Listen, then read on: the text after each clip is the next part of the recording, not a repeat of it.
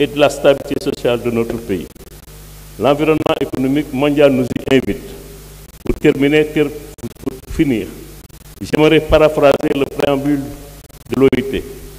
Une paix sociale durable et pérenne ne peut être fondée que sur la base de la justice sociale. Je vous remercie de votre aimable attention.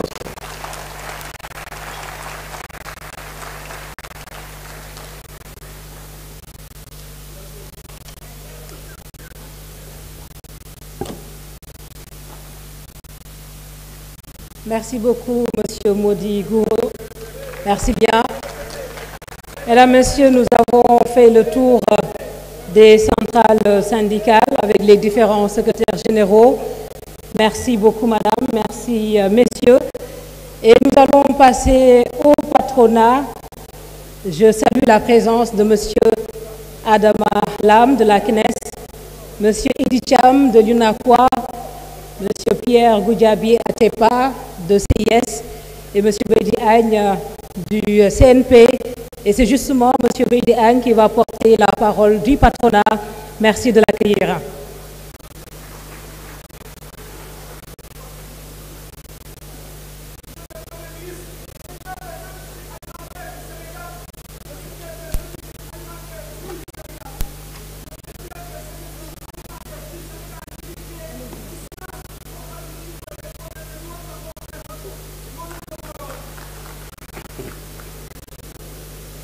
Monsieur le Premier ministre, je suppose que ce n'est pas parce que les syndicats sont plus importants que le patronat qu'il y ait 20 personnes du syndicat et peut-être une personne du patronat qui va parler.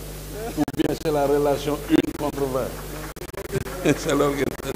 Monsieur le Premier ministre, Monsieur le ministre du Travail, de l'Emploi et des Relations avec les institutions, Madame et Messieurs les ministres, Monsieur le secrétaire d'État, Monsieur le Président du Haut Conseil du dialogue social, Monsieur le Président de la CNES, de l'UNACOIS, du CIS, je pense qu'il y a les représentants du MEDES et peut-être qu'il y a d'autres présidents. L'espace d'une citoyenneté active à l'écoute des partenaires sociaux signataires de conventions collectives nationales et sectorielles. Cet espace-là, Monsieur le Premier ministre, l'entreprise s'en réjouit et s'honore de votre présence, témoignant ainsi toute l'importance que vous accordez d'abord, d'une part, à la démocratie sociale tripartite, que nous voulons toujours plus vivante, d'autre part à la cohésion sociale, ce puissant levier de croissance économique inclusive que nous voulons plus forte, et enfin à l'approche objective des droits fondamentaux au travail et à l'investissement privé, bâti autour d'un climat de confiance, État, employeur, travailleur. Ainsi, je dirais que notre devoir et notre responsabilité d'employeur, celui de l'entreprise, est de toujours envisager l'avenir de notre société avec confiance et sérénité. Oui, cette confiance et cette sérénité pour un Sénégal souverain, juste et prospère, cette confiance et cette sérénité pour l'atteinte des objectifs de l'agenda national de transformation Sénégal 2050, l'entreprise les a. Monsieur le ministre du Travail, de l'Emploi et des Relations avec les institutions, je tiens à souligner toute l'importance que vous accordez à la qualité de notre dialogue social tripartite dès votre nomination. Et en effet, nous avons ensemble cette ambition tripartite d'améliorer le mieux vivre et le mieux-être de chaque citoyen sénégalais par le travail, la productivité et le mérite. Monsieur le Premier ministre, l'élève qui a fait le témoignage tout à l'heure, je pense qu'elle a été grandement applaudie parce que vous avez très très bien parlé, je ne sais pas où vous êtes. Moi aussi j'ai été élève à Grand Dakar à l'école primaire. J'ai été à l'université de Dakar comme étudiant et à l'époque, c'est les étudiants qui faisaient plus les grèves que les instituteurs. Et ça, c'était dans les années 80. J'ai fait une licence de physique à l'université. Je suis allé à Paris faire cette même licence de physique. Le programme à Dakar, en 2 mois, en France, on avait fait ce que nous avions fait toute l'année, par le fait des grèves. Et donc, et vous avez raison, mademoiselle, l'éducation est importante et nous devons tout faire pour protéger cela. Mes chers partenaires, secrétaires généraux des centrales syndicales des travailleurs, l'entreprise vous a entendu. Peur et incertitude vous animent. Licenciement, précarité des emplois, perte d'acquis sociaux. Mais vous savez bien que le doute est l'ennemi de l'entreprise. Vous savez également que la valeur de toute entreprise se mesure à celle de ses employés et que si nous avons été à même d'avoir la stabilité sociale et le zéro grève, on n'a pas entendu beaucoup de grèves dans le secteur privé. Ça a été exclusivement, principalement le secteur public. Il n'y a que Cher qui cible une de mes entreprises, Ciment du Sahel, vous ne devez pas faire ça. Voilà. Et donc, zéro grève dans le secteur privé, c'est parce que nous nous sommes toujours parlé et compris. Je rappelle, s'il en est encore nécessaire, que personne ne connaît mieux que les employeurs, les conditions de vie et de pouvoir d'achat des travailleurs. Que personne ne connaît mieux que les travailleurs les capacités et les difficultés des employeurs. Donc, le travailleur sait également à quel point il faut veiller à la pérennité de l'entreprise. Lorsque l'entreprise est en difficulté, elle n'a pas d'autre levier que de se restructurer en respectant les dispositions du Code du travail et lorsqu'il est possible à l'employeur de mettre en œuvre un plan social d'accompagnement, il le fait aussi. Monsieur le Premier ministre, la santé de notre économie, son endettement, son déficit budgétaire, vous en avez fait part à la nation.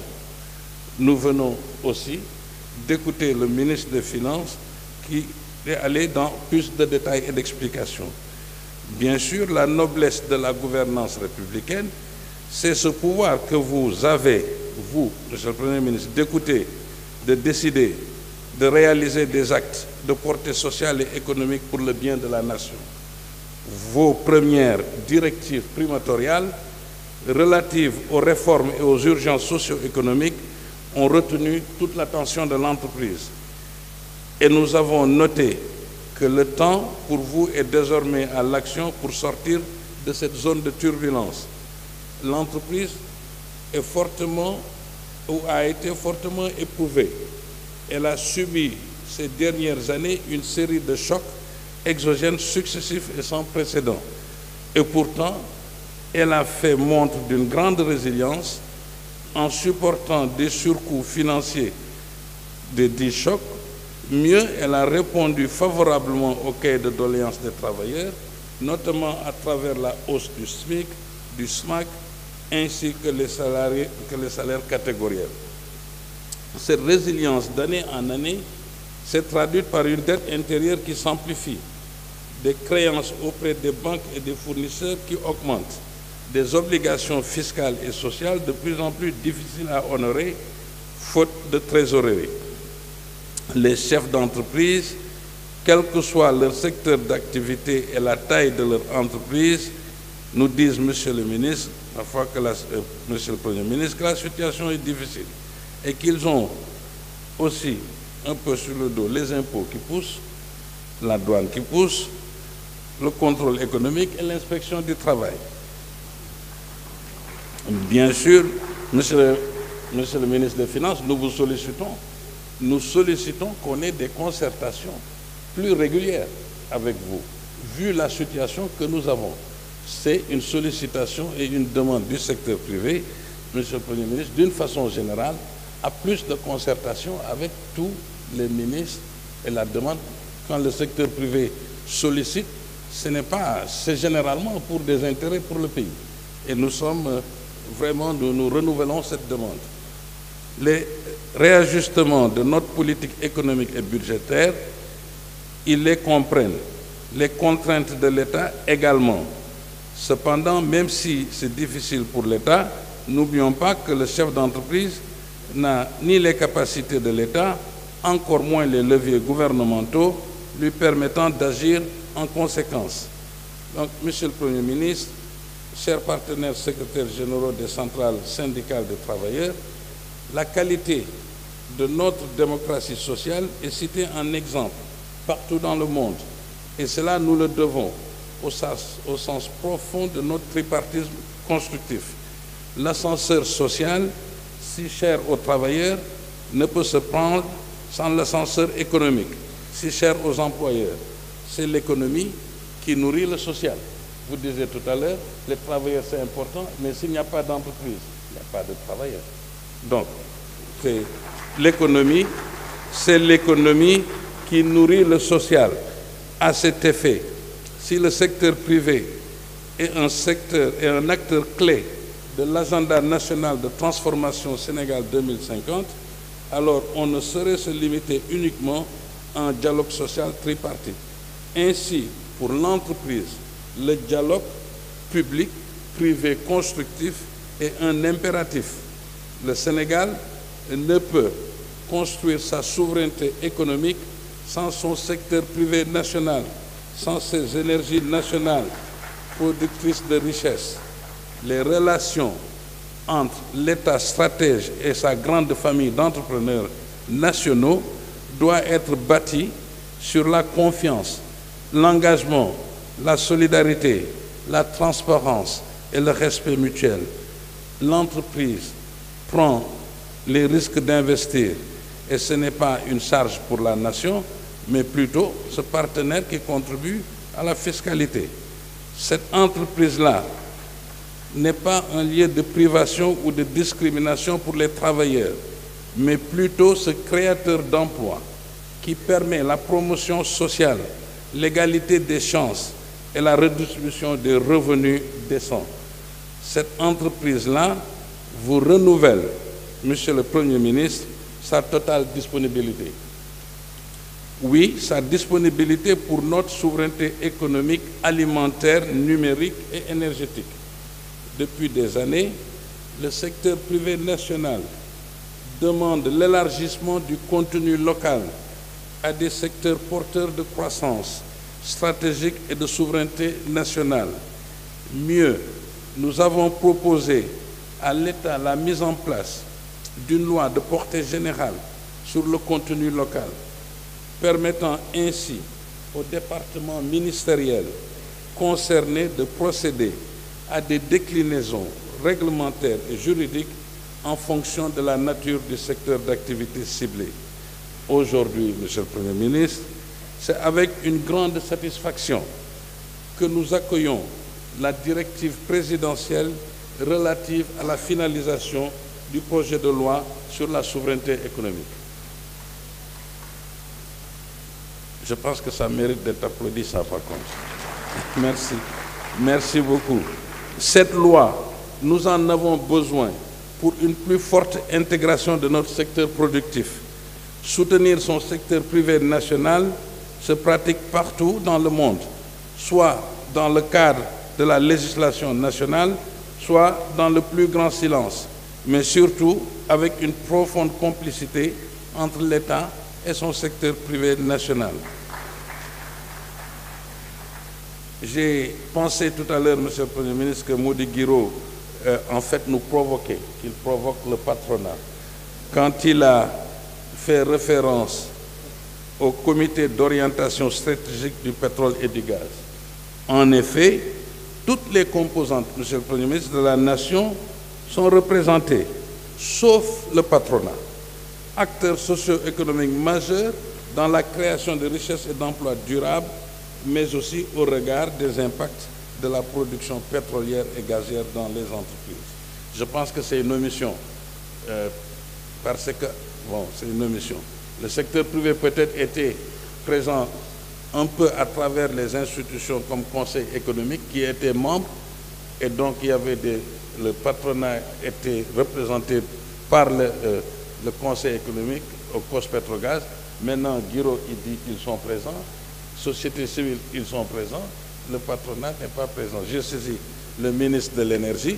J'ai saisi aussi le président de la République pour dire que peut-être qu'il faut qu'on voit comment on peut arranger ça pour qu'ils ne se moquent pas de nous. Le paiement de la dette intérieure. Nous savons quelle est l'une de vos priorités, Monsieur le Premier ministre, que c'est une priorité du gouvernement. Mais nous avons reçu le ministre des Infrastructures il y a 2 jours au sein de nos syndicats des BTP. Donc je ne vais pas revenir là-dessus. Je pense qu'il a reçu les différentes positions et nous avons confiance que Monsieur le Premier ministre, avec le ministre des Infrastructures, nous aidera et le ministre des Finances à attaquer un peu la dette intérieure. La concertation technique avec la Direction générale des impôts et des domaines. On nous informe aussi de sa reprise. En effet, celle-ci est d'une grande importance pour plus de civisme fiscal, plus d'équité, plus de transparence et d'élargissement de l'assiette. Et si tous les citoyens, et si tous les acteurs économiques, même du secteur informel et du secteur formel, payent leurs impôts, la pression fiscale sera moins forte sur les mêmes contribuables qui continuent à payer. Donc, comme il dit dans le secteur informel aussi, il faut nous yegsi.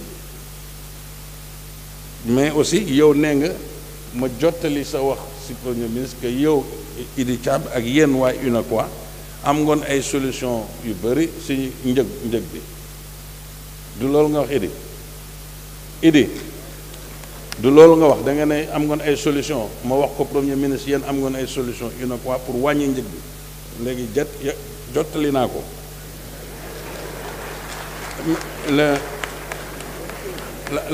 la problématique des subventions, nous pensons que c'est leur soutenabilité au-delà d'une certaine durée qui se pose. Il est tout à fait normal que l'État soutienne les couches les plus vulnérables et vivant dans la précarité. La question est de savoir si toute la population et tous les acteurs économiques ont besoin d'être subventionnés. Ministre des Finances nee nga yow soxlawuloo ko man aussi soxlawuma ko ñun aussi soxlawuñu subventionné. Donc d'accord nañu ak yéen les subventions doivent être mieux ciblées pour donner plus de capacité à l'État. Donc nous sommes effectivement pour une approche affectant moins le budget de l'État et en ne mettant pas les entreprises en situation de difficulté. Monsieur le Premier ministre, l'entreprise a noté vos valeurs républicaines, empreintes de citoyenneté, d'équité, de rupture, d'engagement, de travail pour un Sénégal souverain et prospère. Cette nouvelle dynamique patriotique de gouvernance suscite l'espoir de la nation. L'entreprise est à vos côtés pour notre souveraineté nationale, pour l'amélioration des conditions de vie des citoyens sénégalais. Mais elle souhaite également que l'on veille ensemble à sa pérennité. L'entreprise est à votre écoute pour que nous puissions avoir prochainement et peut-être un peu plus régulièrement ce dialogue plus approfondi et constructif. Je vous remercie de votre aimable attention.